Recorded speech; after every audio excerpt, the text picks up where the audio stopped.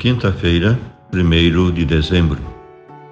Meu querido irmão, minha querida irmã, estamos entrando na sua vida e muito gostaríamos de entrar no seu coração para aí semear a palavra de Deus, que é sempre a grande orientação para a nossa vida. Nesta quinta-feira da primeira semana do Advento, a liturgia nos apresenta o Evangelho de São Mateus, capítulo 7, versículo 21, e depois os versículos de 24 a 27. Naquele tempo disse Jesus aos seus discípulos: Nem todo aquele que me diz Senhor, Senhor, entrará no reino dos céus, mas o que põe em prática a vontade de meu Pai que está nos céus. Portanto, quem ouve essas minhas palavras e as põe em prática é como um homem prudente que construiu sua casa sobre a rocha. Caiu a chuva, vieram as enchentes, os ventos deram contra a casa, mas a casa não caiu, porque estava construída sobre a rocha. Por outro lado, quem ouve essas minhas palavras e não as põe em prática é como um homem sem juízo, que construiu sua casa sobre a areia.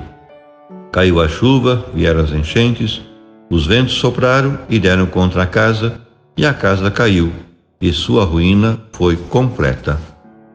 Meu querido irmão, minha querida irmã, poucas coisas repete Jesus com tanta ênfase no Evangelho, como a afirmação de que ele veio para cumprir a vontade do Pai que está nos céus, e que não tem outro alimento nem outra preocupação a não ser o cumprir a vontade do seu Pai.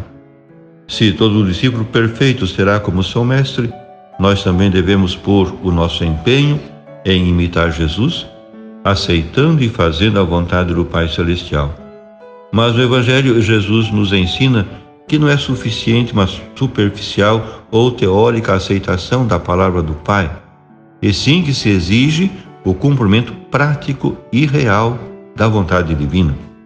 Para pertencer ao reino, não basta invocar o Senhor, mesmo que se faça com fé viva. É preciso cumprir a vontade divina, acomodando nossa vida aos princípios estabelecidos por Jesus. No Antigo Testamento já encontramos uma página de Jeremias semelhante a esta. Falando do culto autêntico, diz o profeta: Não vos fieis em palavras enganadoras semelhantes a estas. Templo do Senhor, aqui está o templo do Senhor. Se reformardes vossos costumes e modos de proceder, se verdadeiramente praticardes a justiça, se não oprimirdes o estrangeiro, o órfão, a viúva, permitirei que permaneçais neste lugar, nessa terra que dei a vossos pais por todos os séculos. Jeremias 7, 4 a 7. Não basta que você aceite Jesus como seu mestre, se você não põe logo em prática seus ensinamentos. Se você não vive a palavra e a verdade do Senhor, Jesus o adverte contra um cristianismo simplesmente de fórmulas ou de aceitação superficial de verdades e dogmas que não chegam, porém, a se tornarem vida.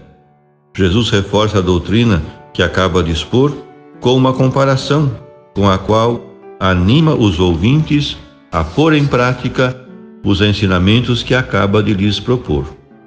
A chuva, os rios, os ventos, as tormentas são imagens que representam as dificuldades de todo gênero, que se apresentarão ao homem crente e que ele deverá vencer para manter firme o edifício espiritual de sua vida cristã. Os elementos empregados na parábola têm um sentido alegórico, e assim, a chuva são as tentações carnais, os rios são as tentações de avareza, os ventos apresentam-se como tentações da soberba, e por mais alegórica e acomodatícia que seja essa aplicação, indica muito bem toda espécie de perigos e dificuldades que o cristão vai encontrar em sua vida, se quer ser fiel em tudo às exigências do Evangelho e que não são fáceis de cumprir. A santidade não consiste em dizer, mas em fazer, não em parecer, mas em ser. O princípio de toda perfeição é cumprir fielmente a vontade de Deus. Por fim, rezemos. Despertai, ó Deus, vosso poder e socorrei-nos com vossa força, para que vossa misericórdia apresse a salvação que nossos pecados retardam. Por Cristo nosso Senhor. Amém. E a você, meu querido irmão, minha querida irmã, que me acompanhou neste encontro com a Palavra de Deus, desça sobre ti a bênção de Deus Todo-Poderoso, Pai e Filho e Espírito Santo. Amém.